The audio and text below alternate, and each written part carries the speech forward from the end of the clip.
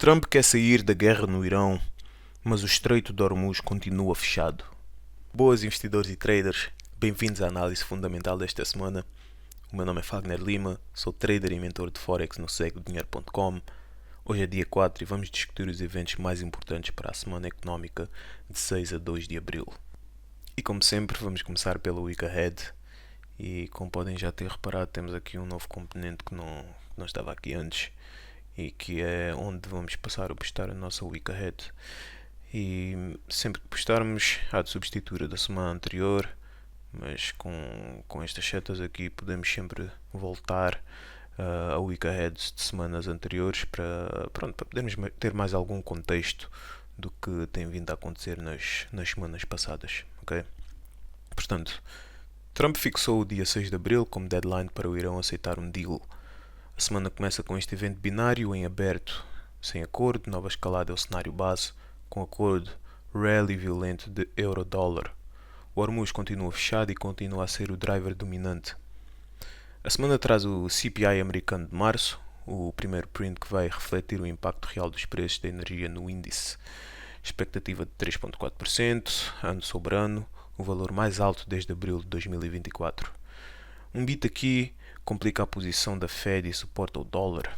O FOMC Minutes vai relevar até que ponto os membros do FOMC estão divididos entre subir ou cortar os juros. Do lado europeu, os dados são secundários face à geopolítica, mas os factory orders alemães, que é esperado mais 5,5%, após uma queda de 11,1%, podem surpreender positivamente e reforçar a narrativa de que a Europa está a absorver o choque melhor do que o mercado temia. E atenção especial ao fim de semana anterior, em que o deadline de Trump e qualquer resposta do Irão podem criar um gap de abertura na segunda-feira. Temos de ter uma gestão de risco prioritária. Okay? E aqui no componente, apesar de estar colapsado, nós introduzimos aqui também uma secção de indicadores e eventos que possam ser importantes para a semana que vem. Okay? Tudo isto grátis no nosso website. E passando então ao sentimento de risco, temos tido essencialmente a mesma narrativa que temos tido nas últimas 2 semanas, não é? Em que os movimentos no mercado continuam a ser maioritariamente influenciados pelo cenário geopolítico, o que empurra os dados económicos ou fundamentais para segundo plano. E tendo isso em consideração, esta semana o Trump sinalizou a saída em 2 a 3 semanas do conflito no Médio Oriente, mas sem dar nenhum tipo de plano em relação à reabertura do Estreito de Hormuz. Isto deixou o dólar bastante volátil durante esta semana. Houve um rally de risk-on no início da semana que foi imediatamente revertido após o discurso do Trump na quinta.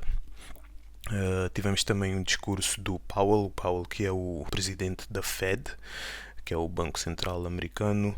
Foi um discurso relativamente dovish ao que o mercado estava à espera, e ele basicamente disse que a Fed neste preciso momento está em modo de wait and see, quer dizer que eles estão no modo de esperar e ver em termos do que vai acontecer no conflito do Médio Oriente e onde de agir em conformidade com esses acontecimentos. Já do lado do euro, tivemos o CPI Flash, que saiu abaixo do esperado, e isto imediatamente reduziu apostas de subidas de juros por parte do Banco Central Europeu na próxima reunião, que será em abril.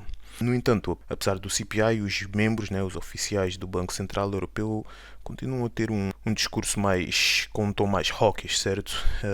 E isto afetou as swaps europeias, que continuam resistentes em relação à subida ou ao pricing out de apostas de aumentos de juros.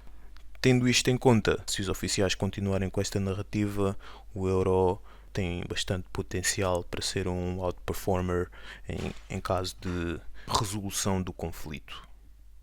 Portanto, como tema central desta semana que vem, como investidores, nós devemos prestar atenção à narrativa em torno do cessar-fogo, certo? Porque o final do conflito, o final da guerra por parte dos Estados Unidos não quer dizer que seja o fim do choque energético que o mercado tem sentido no último mês, podemos dizer assim, porque apesar dos Estados Unidos poder proceder à retirada das suas tropas da área, como vimos pelo seu discurso, não temos garantia de que o Estreito de Hormuz vai ser reaberto e muito provavelmente irá continuar fechado, mesmo após o cessar-fogo. Portanto, esta separação é o tema mais importante para o euro e dólar nas próximas semanas. Passamos então ao ouro. E como nas outras comunidades todas, temos sempre uma pequena explicação do porquê que nós, como investidores ou traders, devemos prestar atenção a estas comunidades ou índice, ou seja lá o que for. E lendo aqui, no caso do ouro, o ouro é uma proteção histórica contra a inflação e um ativo de refúgio seguro para o qual o capital migra em períodos de aversão ao risco. E temos aqui a situação atual em que estamos numa situação de aversão ao risco, certo? E ao invés de vermos um rally do ouro, né? Em vez dele estar a chegar a novos highs, né? Vimos uma queda acentuada nas últimas semanas com alguma recuperação em períodos de risk on, que vai exatamente contra aquilo que nós temos ali escrito. Mas pronto, a nosso ver, o que está a acontecer neste preciso momento, e se olharmos aqui para o S&P, que também num período de aversão ou num cenário de aversão ao risco deveria ter caído muito mais do que caiu cerca de 4 a 5% desde o início do conflito.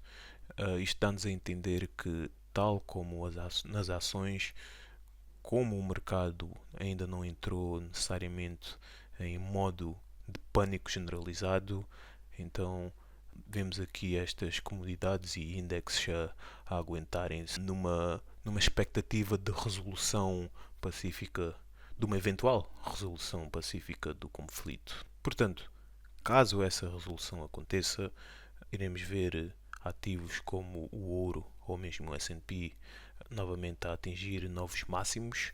Caso não aconteça e exista uma escalação, né? Um agravamento das condições no conflito no Médio Oriente, muito provavelmente vamos ver estes ativos em trajetória de queda. Okay? Passando então aqui ao S&P, o que acabamos de dizer mantém-se. Temos também ali um pequeno texto em que indica o sentimento de riscos dos investidores e as expectativas em relação às taxas de juros. Como não temos pânico generalizado, está aqui a aguentar-se neste pequeno range.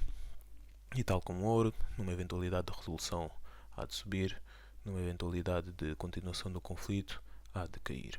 Passando ao VIX, o VIX que mede a volatilidade do índice do S&P 500, no cenário das últimas semanas continuamos aqui em regime de risk-off, em que favorece moedas de safe haven como o dólar, o yen ou mesmo o franco suíço. E o mais importante deles todos neste cenário atual é o Brent, que é o petróleo, e continuamos aqui acima dos $100 por barril, o que quer dizer que a inflação continua a ser uma grande preocupação para países que não sejam exportadores ou produtores de petróleo. Portanto, e concluindo, vocês podem todos ir ao TradingView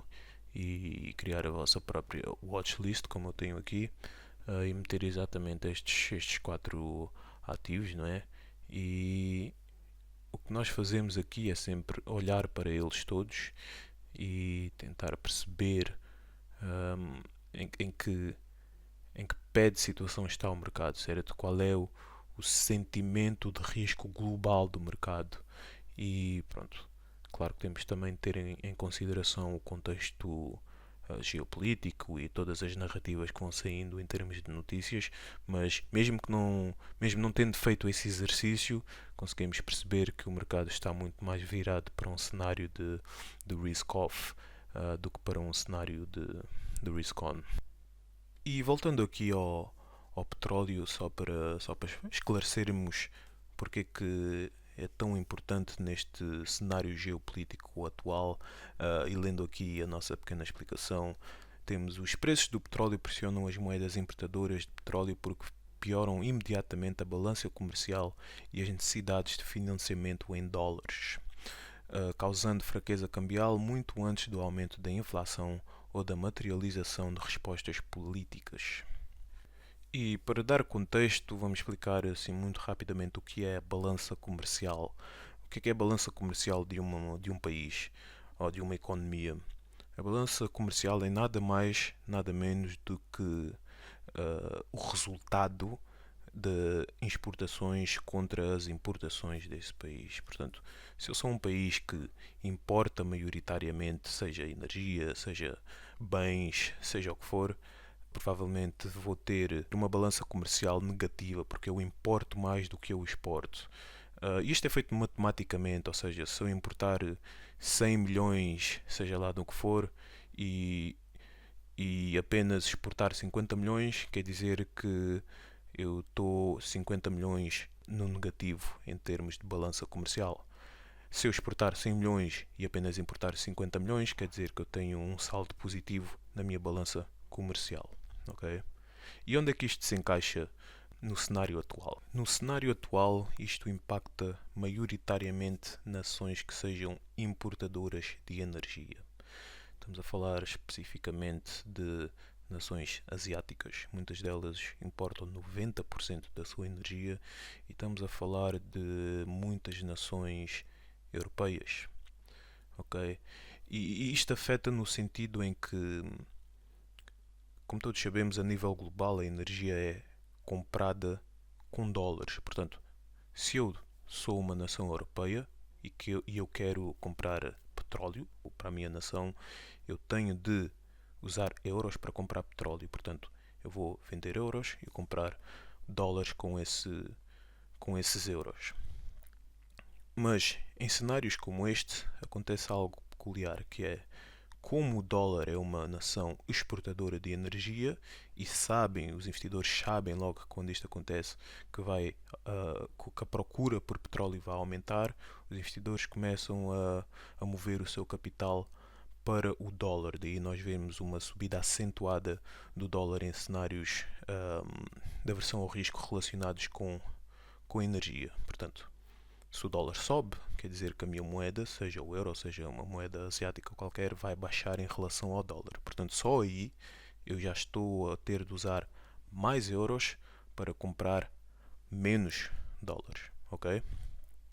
Ao mesmo tempo que o preço da energia está a aumentar. Portanto, não só eu preciso de mais euros para comprar menos dólares, como eu vou precisar de mais dólares para comprar menos energia, ok?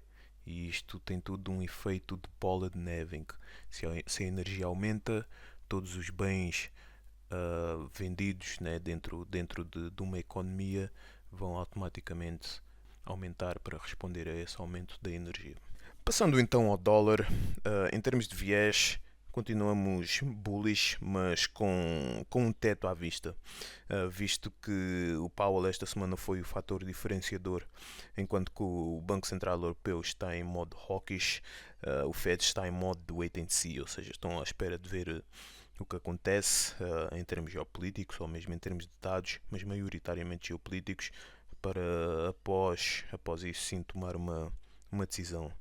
E esta divergência é estruturalmente importante para o euro e para o dólar, para o par neste caso, porque caso haja uma resolução e o petróleo caia, os swaps europeus vão cair mais devagar que os swaps americanos, e isto é bullish para o euro-dólar. Em termos de dados macro dos Estados Unidos, esta semana foram surpreendentemente fortes para uma economia que supostamente está a absorver um choque energético, apesar dos Estados Unidos ser um país produtor e exportador de petróleo. Temos o mercado de trabalho a resistir, mas pronto, o impacto real da guerra nos dados vai apenas aparecer nos próximos prints, né, nos próximos indicadores que saírem. Estes aqui são relativos a meses pré-guerra.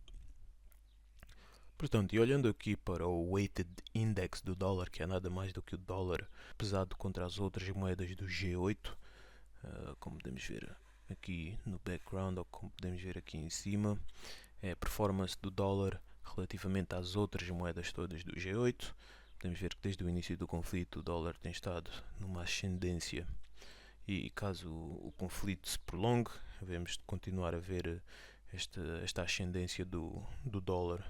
Mas caso exista uma resolução, muito provavelmente o que vai acontecer é o dólar há de perder a maioria dos ganhos de que tem beneficiado até agora. Onde o dólar está neste preciso momento, quem estiver à procura de posições contra o dólar, né, no sentido em que o dólar há de descer em relação a outras moedas, o dólar está bastante bem posicionado. Temos-o aqui numa zona de supply, que é esta zona vermelha, e em termos de RSI temos-lo numa zona de overbought, né, está excessivamente comprado. Portanto, olhando para o Weighted Index, temos confirmação, né? Temos confluência de que seria uma boa zona para fazer a tal, e digamos que há uma resolução neste fim de semana.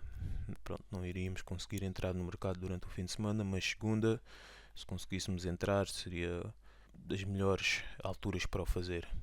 Se o caso for o contrário e quisermos comprar o dólar contra outra moeda qualquer, não nos favorece, pelo menos da forma como nós efetuamos as nossas operações no Segue o Dinheiro. O dólar tinha de estar numa zona de demand, que não é o caso, e o RSI devia estar numa zona de venda excessiva. Digamos que estaria aqui na zona verde. Se não estiver, temos de esperar que ele venha até aqui, e mal ele esteja aqui e tenhamos a confluência do RSI também aqui na zona de oversold, seria uma altura ideal para entrar no mercado. Olhando para o euro, o nosso viés é bearish a curto prazo, mas numa eventualidade de uma resolução do conflito no Médio Oriente, o euro é das moedas que melhor está posicionada para beneficiar dessa de-escalação, certo?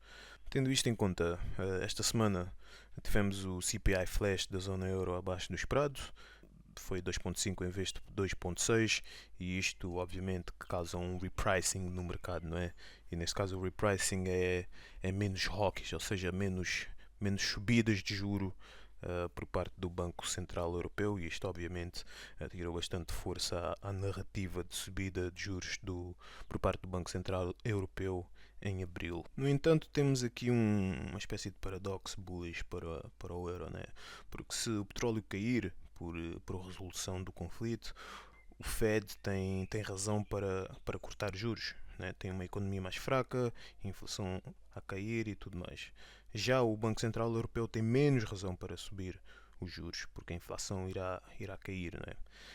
Mas a velocidade de repricing é diferente. Os swaps europeus vão cair mais devagar, porque o Banco Central Europeu está mais comprometido verbalmente, ou seja, isto significa que o diferencial de taxas move-se a favor do euro. Outro fator, e para aqueles traders que seguem o COT, não é? Que é o COT é um report semanal onde nós podemos ver o posicionamento por parte de instituições, né, de investidores institucionais, investidores especulativos a curto prazo, e outros investidores. Mas o que nos interessa a nós como investidores de Forex são exatamente os institucionais e os investidores a curto prazo. E pronto, nesta última semana temos um posicionamento mais neutro em relação ao euro. Não temos posicionamentos net long, né? Ou seja institucionais ou seja a curto prazo. Todos eles estavam posicionados em posições long de compra em relação ao euro em março. Isto significa que qualquer rally por parte do euro-dólar vai ter mais sustentabilidade, porque não há overhanging de posições longas para liquidar. E com isto tudo dito, olhando aqui para o Weighted Index do euro, que é exatamente a mesma coisa que o Weighted Index do dólar, é o euro contra as outras moedas todas do G8, é a performance do euro contra as outras moedas do G8. Podemos ver que o euro neste preciso momento está numa posição não só de overbought, né, de compra excessiva no RSI, como estamos numa zona de supply. O que é que isto quer dizer? Quer dizer que aqueles que estão à procura de posições short, né, de vender o euro contra outras moedas, estão numa boa posição. Não apenas isso, mas temos aqui, que eu reparei agora, temos aqui uma divergência no RSI, e esta divergência é exatamente esta. No RSI temos aqui um higher high e um lower high, e que é relativo a isto. Estão a ver a divergência? Ou seja, aqui ele está mais alto do que em relação ao price action.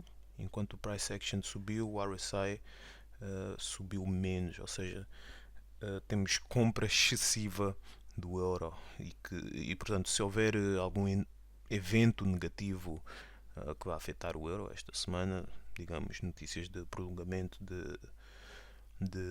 do conflito, seria ideal para aqueles que estão a pensar vender o euro contra outras moedas, ok? Se estivermos à procura de posições long, né, de compra do euro contra outras moedas, a zona de demand mais próxima seria essa, então teríamos de ter o euro nesta zona e o RSI em oversold antes de podermos comprar e termos como target, seja lá o que for o nosso target. Portanto, olhando para o par em si, o euro-dólar, e tendo em conta tudo o que discutimos até agora, pronto, como tem vindo a ser nas últimas semanas, está tudo muito dependente do que aconteça em termos do conflito no Médio Oriente, não é? Mas pronto, quem tiver à procura de posições long no euro-dólar, já sabe, preferencialmente ver alguma notícia de escalação ou de resolução do conflito antes de o fazer, e aqueles que estão a pensar vender o euro-dólar, em termos de geopolítica, está exatamente nesse momento de entrar nessas trades. No entanto, se ainda não entraram nessas trades, a forma como nós olhamos para o mercado, né, para os charts, neste preciso momento não estamos nem numa zona de compra nem de venda, porque não estamos nem numa zona de supply nem numa zona de demand, e o RSI também não está numa zona de overbought nem numa zona de oversold. Portanto, para qualquer uma das ações teríamos de estar aqui antes de vender e teríamos de estar aqui antes de comprar, e em termos do RSI, aqui antes de vender, aqui antes de comprar e aqui antes de vender, ok? Portanto, pessoal, foi esta análise desta semana, um bocadinho mais curta que as outras, né? Porque temos estado aqui num cenário que não tem havido muitas mudanças, não é? O cenário em termos de compra ou venda do euro ou do dólar tem sido essencialmente o mesmo nas últimas semanas, até que exista algum breakthrough, né? Alguma decisão que realmente mude o rumo das coisas. Estaremos aqui neste mesmo tipo de análise e dependentes do que aconteça a nível geopolítico. Pessoal, nós no nosso site adicionamos um componente novo, como podem já ter reparado, que é o nosso Week Ahead, em que vos damos umas luzes, né, do que será importante para a semana seguinte. Já temos o desta semana, que é a semana de 6 a 12 de Abril, pequeno texto a explicar o que há de ser mais relevante para essa semana, e se carregarem aqui tem também indicadores importantes para a semana que vem. Não se esqueçam, dia 6, segunda, temos logo o deadline do Trump, aquele deadline que ele deu ao Irão para aceitar ou não, e isto há de ser uma decisão muito importante que, pronto, tendo em conta as decisões do Trump, há de decidir uma outra data futura para o Irão novamente decidir se vai aceitar os termos dos Estados Unidos ou não, mas pronto, nunca sabemos se vai ser desta que ele se passa e realmente faz algum tipo de ultimato mais vincado, digamos, né, mais real ao Irão, ou se partem realmente para a narrativa do boots on the ground, que seria bastante negativo para o mercado e para o mundo, temos de dizer assim. Ok? Em termos do resto, continua igual, pessoal. Tem sempre aqui a possibilidade de vir as expectativas de política monetária. Claro, vocês não têm acesso a isto tudo, mas têm acesso ao euro e ao dólar, que é o que mais nos importa, porque é o que nós analisamos aqui. Qualquer dúvida que tenham em relação à forma como analisar, tem a nossa metodologia e tem o nosso FAQ ou FAQ, como quiserem chamar. E podem sempre falar connosco nas redes sociais, ok? Espero que mais uma vez tenham aprendido alguma coisa e caso tenham dúvidas é só deixar nos comentários ou podem sempre falar connosco no Instagram ou no YouTube, seja lá onde for. Pessoal, não se esqueçam de subscrever o canal e dar like ao vídeo, sigam-nos nas redes sociais e como sempre, sigam o dinheiro. Até para a semana.